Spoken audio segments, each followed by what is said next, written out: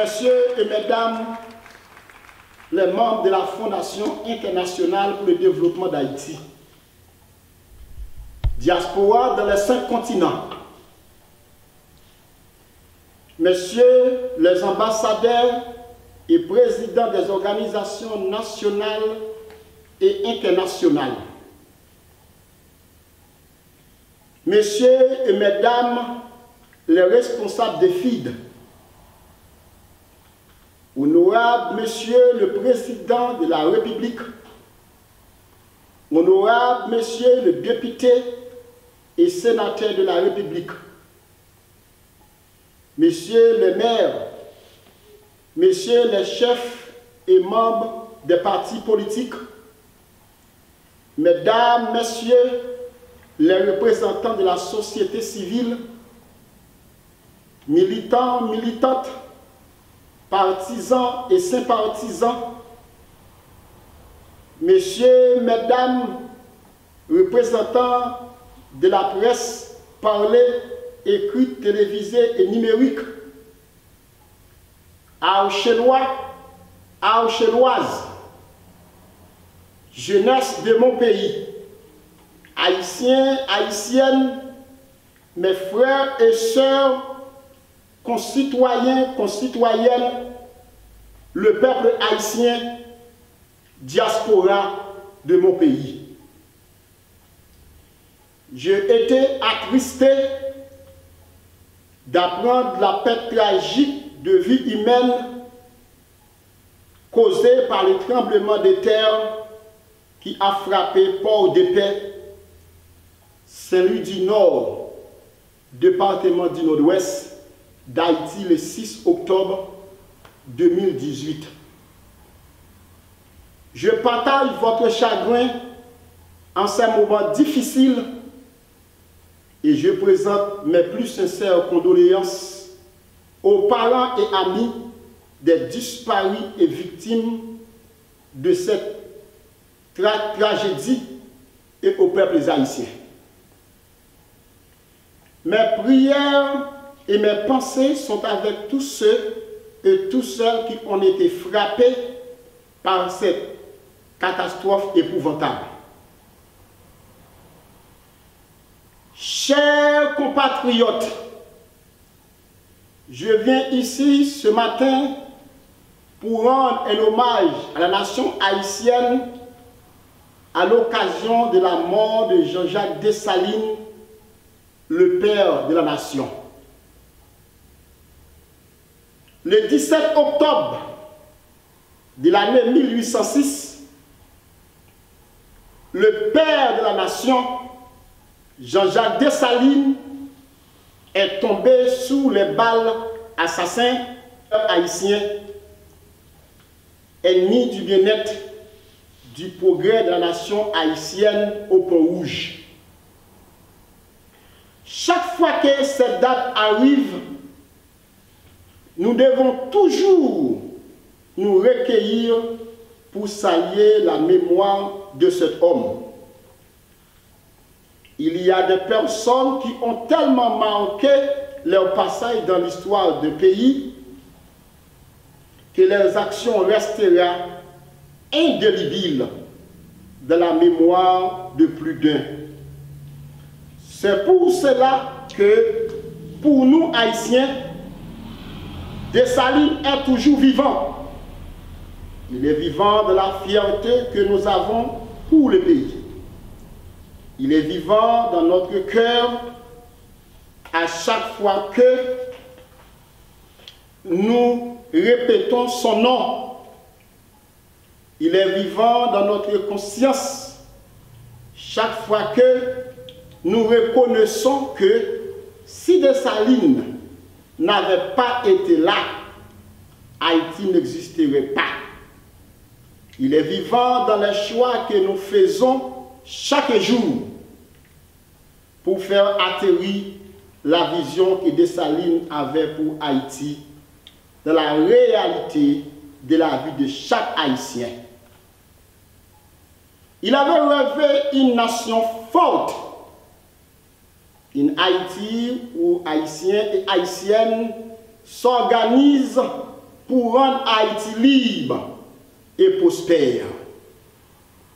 Un pays uni, un pays fort, un pays où les droits de chacun sont respectés, où la démocratie et la justice sociale sont établies partout, un pays où tout le monde est égal devant la loi, devant l'État, où tout le monde a les mêmes chances, les mêmes droits pour construire les avenirs, un pays où la volonté pour réussir, mais tout le monde ensemble pour avancer sur le chemin du changement, de la démocratie et du développement. Malheureusement, 212 ans après sa mort, le pays ne connaît que des crises sociales, politiques, économiques et institutionnelles qui entravent son bien-être et son développement. La lutte des partis politiques pour la prise du pouvoir, la discorde, la haine, la jalousie, la division ne font qu'aggraver la situation socio-économique de notre chère Haïti chérie, la mère patrie. Si nous ne marchons pas sur les traces de Dessalines, nous allons être obligés de nous résigner à en subir leurs conséquences. Et si nous continuons à nous mettre dos à notre passé, nous ne pourrons pas construire une Haïti qui sera bon pour nous tous. Chers compatriotes, Dessalines voulait que nous nous entendions, que nous vivions libres, dans le respect des uns et des autres, dans la dignité, dans une Haïti qui est maître d'elle-même, une Haïti qui fait des progrès. Il y a des personnes qui revendiquent la paternité de Dessalines pour pouvoir régler les affaires. Dessalines qui a donné un pays qui s'est bâti pour nous léguer ce morceau de terre à nous tous. Nous reproduisons une forme d'exclusion qui n'a rien à voir avec l'idéal de Dessalines qui se repose sur la justice sociale, l'égalité des chances pour tous, l'inclusion des pauvres sans exclure les riches. Dessalines, c'est le père de la nation, c'est notre père. Nous devons tous suivre son exemple et travailler pour la réussite de sa vision. Aujourd'hui, Haïti est classé comme le pays le plus pauvre du monde, d'après une étude du Wall Street Journal par Dali Valette. Très mauvaise nouvelle pour notre Haïti chérie. La misère s'est aggravée en Haïti. Une récente étude du Wall Street Journal réalisée à partir de données de la Banque mondiale classe Haïti aujourd'hui comme le pays le plus pauvre du monde. Selon cette étude, 77% des nations haïtiennes vivent dans la pauvreté, la misère chronique est dépourvue de tout moyen de base de subsistance. Chers compatriotes, considérons le rêve de Moïse, d'après la Bible, qui a un rêve et un projet de société entre ses mains pour la liberté du peuple hébreu. qui vivaient en Égypte. Moïse, l'Israélite, qui dirigea la caravane des Hébreux hors de l'Égypte, n'avait pas la chance de réussir sa vision pour en faire un peuple libre. La pensée judaïque telle que nous la connaissons aujourd'hui date du temps de Moïse, qui mourut paisiblement dans sa tente après avoir désigné Josué comme son successeur et héritier politique pour matérialiser ou continuer son projet de société. Chers compatriotes, deux parcours différents, des stratégies différentes, pourtant la même mission, celle de libérer pour vivre libre dans le respect, dans la sécurité, dans la joie, dans la prospérité matérielle, dans la justice sociale, dans la dignité, etc. L'expérience de Dessalines prit fin le 17 octobre 1806 par l'assassinat de militaires. Aujourd'hui, j'aimerais vous dire que le projet de société de Dessalines ne peut pas mourir. Josué était l'unique personne qualifiée à exécuter le projet de société de son leader Moïse. C'est la même chose aujourd'hui. Mais Ove dit, Pasteur Wowo, le PDG de FID, est la personne qualifiée à exécuter le projet de société de Dessalines. Maintenant, la seule chose qui m'empêche à commencer le travail de la restauration d'Haïti, c'est le président Jovenel Moïse, parce que son mandat doit être terminé. Chers compatriotes, Haïti a un urgent besoin.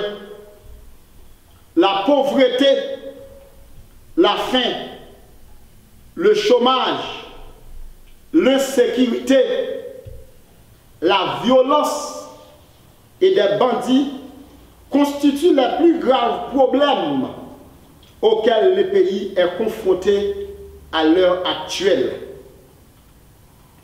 Le pays fait face à un grave problème sanitaire public. La nation vit sur une île solitaire de pauvreté au milieu d'un vaste océan de prospérité matérielle. C'est pourquoi, moi, Méové Amé, dit Pasteur Wowo, le PDG de FID, je suis venu pour rappeler aux Haïtiens l'urgence féroce de maintenant. Je considère la situation de mon pays comme un véritable défi qui est devant moi.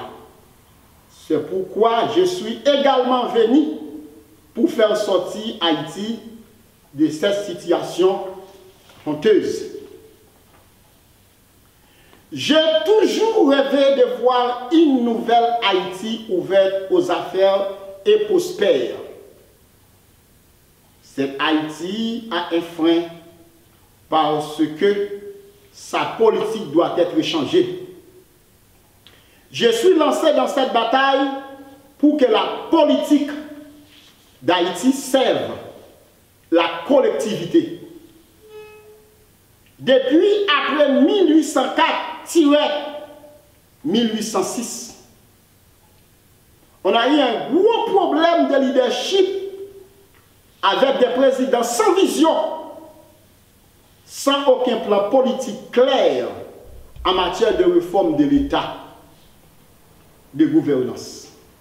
Moi, Pasteur Wowo, Méové Amé, le PDG de FID, je me sens à l'aise pour vous dire que ce pays va se placer sur le chemin du développement avec mon accession au pouvoir le 7 février 2022. Aujourd'hui, je profite de l'occasion pour vous dire que j'ai un rêve et je prépare un projet de société pour notre Haïti chéri.